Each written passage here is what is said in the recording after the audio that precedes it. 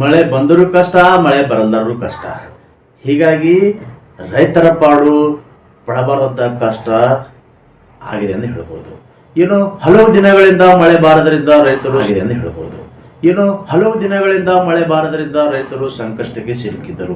ಇದೀಗ ಮಳೆ ಬಂದರೂ ಸಹ ಏನು ಅವರ ಪರಿಸ್ಥಿತಿ ತೀರಾ ಗಂಭೀರವಾಗಿದೆ ಎಂದು ಹೇಳ್ಬೋದು.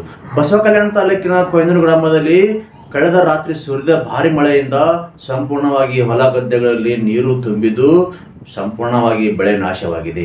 ಹೀಗಾಗಿ ರೈತರು ಮತ್ತಷ್ಟು ಸಂಕಷ್ಟಕ್ಕೆ ಸಿಲುಕುವಂತಹ ಪರಿಸ್ಥಿತಿ ನಿರ್ಮಾಣವಾಗಿದೆ ಎಂದು ಹೇಳಬಹುದು.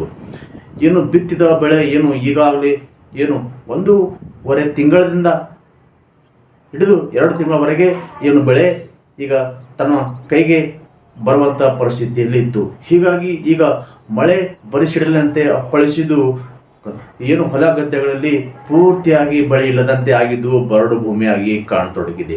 ಎಲ್ಲಿ ನೋಡಿದ್ರಲ್ಲೂ ನೀರು ಕಾಣ್ತಿದೆ. ಹೀಗಾಗಿ ರೈತರು ಮತ್ತಷ್ಟು ಸಂಕಷ್ಟಕ್ಕೆ ಸಿಲುಕಿದ್ದಾರೆ ಎಂದು ಹೇಳಬಹುದು.